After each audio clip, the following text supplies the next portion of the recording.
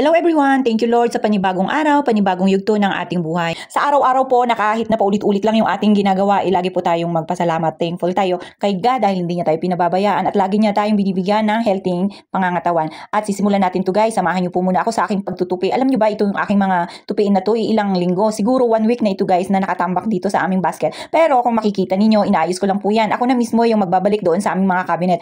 Pagka si nanay po naglaba, siya na rin po yung nagpupunpon at tinutupi niya na rin. Pero hanggang dito lang yan siya sa basket. Pagdating ng hapon or pagka mayroon akong time na ibabalik sa mga cabinet at kanya-kanya naming lalagyan, ako na po yung gumagawa dahil nga po hindi na alam ni nanay kung saan niya ilalagay yung mga yan. Pero yung priority po talaga ni nanay na ayusin ay yung damit lang ng bulingget. Ito po yung sa amin tamang nadadamay na lang kay nanay sa kasipagan niya guys. Kaya ayan po, after ko nga po niya na nag-prepare na po ako dito ng aming iluluto para sa aming almusal. Pagka nakita ko po na si nanay medyo busy pa at ako naman tamang wala namang gaanong gagawin, ako na po yung pumupwesto dito sa kusina. Ako na po yung nagluluto kasi mas gamay ko kung ano yung mga dapat iluto at hindi na natin kailangang iutos kay nanay. At si nanay naman po, gagawin niya na lang kung ano yung mga gusto niyang gawin. At alam naman natin na syempre alam na yan ni nanay kung ano yung mga dapat gawin na hindi na natin pwedeng iutos sa kanya. Syempre guys, di ba, nanay na yan si nanay at tumanda na yan ng ganyan, di na natin kailangang utusan. At ayan po, inuna ko na nga lang pong lutuin. Ito yung aming adobo pata.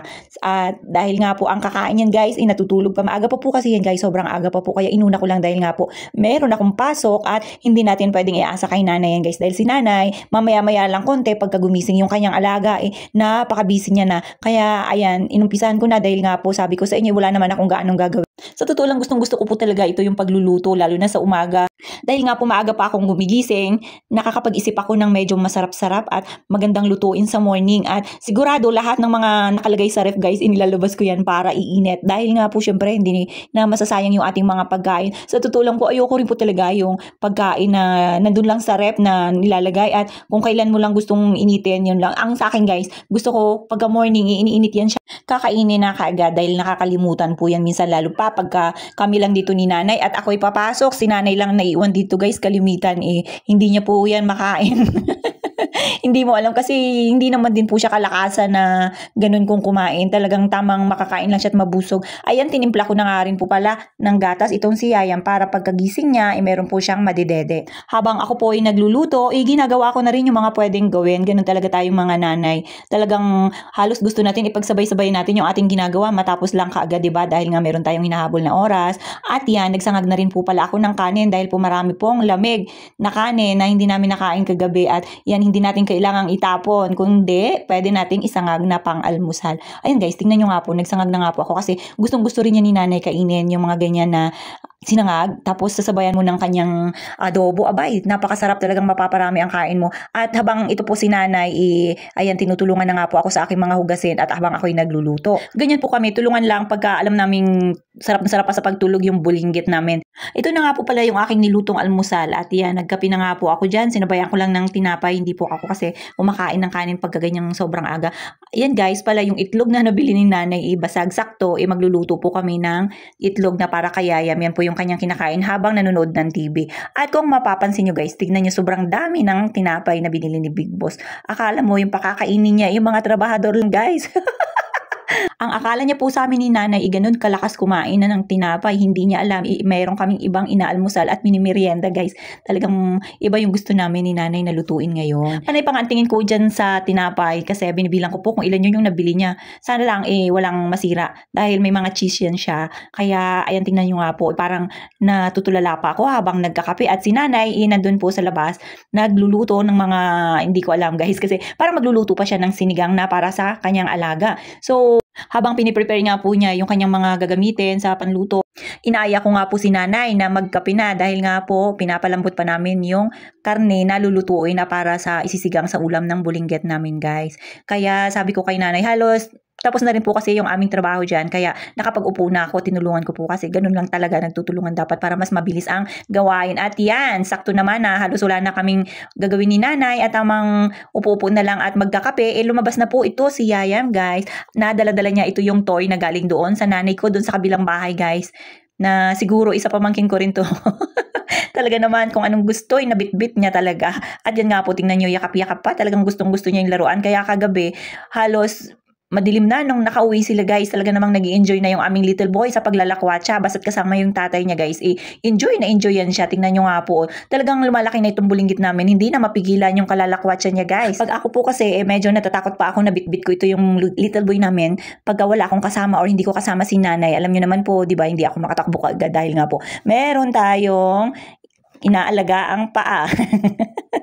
Kailangan ingat-ingat din po sa paglabas at sa pagbebiyahe. Ganon din po ako guys, pag ako lang mag-isa, talagang nag-iingat talaga ako, ingat todo. Kaya pag ako lumalabas na umulan, sobrang ingat ako guys. At yan nga po, kagigising lang ni Yayam, nakita niya si nanay sa labas. Talagang hanap-hanap niya po si nanay. Talagang nasanay na siya na hindi mawawala sa mata niya itong si nanay guys. Kaya kinuha ko na nga lang po, maaga pa si nanay na kumuha ng kangkong sa labas para panghalo doon sa kanyang sinigang. At sabi ko nga po, ako na ang magdadala sa kusina. At habang yun, inaliw-aliw niya po muna ang Yayam at pinanood ng TV dito sa labas dahil nga po natutulog pa yung kanyang tatay, bawal maistorbo. Kaya dito muna kami sa labas manunood. At habang nanunood po siya, dito na naman po kami ni nanay na destino sa kusina. At yan, ipagpapatuloy namin ang aming pagluluto ng sinigang. At itong Yayam talaga, sabi ko sa inyo guys, hindi mabubuhay hanggat wala si nanay sa kanyang paningin. Kaya sumunod na rin po siya. Pero guys, tignan nyo, talagang pag bumabalik si nanay sa kusina, panay din ang sunod niya. Ang lakas ng pakiramdam. Kaya ako, pumunta na ako dito sa kwarto dahil nga bumangon na yung mga nakahiga, kailangan ng ligpitin at yan dahil magtatanghali na at ako'y maliligo na rin, kailangan ng magligpit-ligpit ng pinaghigaan. Baka naman pag uwi natin tumamayang hapon, nandito pa rin siya. Kaya ayan, pinagpagan ko na rin, kailangan bago tayo umalis ng bahay, properly arrange yung ating mga unan at kumot dito guys. At dahil nga po si Yayam, talagang dyan rin nag-i-stay ng buong maghapon sa kwarto. At yan nga po, nagpabebe siya kay nanay guys. At yan, nasilip na ito yung aming kapitbahay na bulinggit. Gusto makipaglaro sa Yayam. Good morning, na rin po kami. Aram, sam. Good morning. Halika na. Dito na play na kayo ni, Yayam, ni Kuya. Halika na. Halika na. Play na kayo ni Kuya. Nakatingin siya. Nakaraan dito yan eh. Halika na. May kalaro siya dito eh. Isa ka! Galis sa punta na. Halika na. Halika na. Ay, grabe itong batang to. Tibay ng tuhod eh. No? Tapos pag nagsalita siya, diretso. Ate, kuya, wala na. Wala na. Asan na? Pumasok na. No? Naririnig ba siya nagbuka? Ay, ang galing naman yan. Ang galing naman yan. Dito yung babakit siya. Oo, kagapon. Diyan ka lang? No. Diyan ka lang? Kumpak yun ko. Yok ko lang. Mabilanggo tayo dyan. Hindi ba sinala? Nakaluto na. Ang kapag naging siya. Nakaluto na siya ng adobo. Nakaluto na siya ng sinigang. Pagkain na rin yun eh. Kuya! Huwag ka mangyari dyan na. Ay, dimple pala to eh. Dalawa. Ha? Ay, dalawa yan? Isa lang nakita ko. Malalim ang kabila talaga. Alam niyo na yung pupuntahan niya. May kalaro na siya dito. Kapon, pag pasok ng doon siya. Sabay, Sige, kuya. Ay, baba na dyan. Maglaro na dito kay Samsa mo. Halika na! Masasig pa ba, Bib? Ah. 1, 2, 3, Pumasok na mama niya. Wala po kahapon ay Di ba exam na ngayon? O, ayan na si Kuya. O, yan na si Kuya. Hinila na si... Ay, nahiya pa. Ay, pinapasok niya si nanay. Kasi iniisip niya, alis si nanay.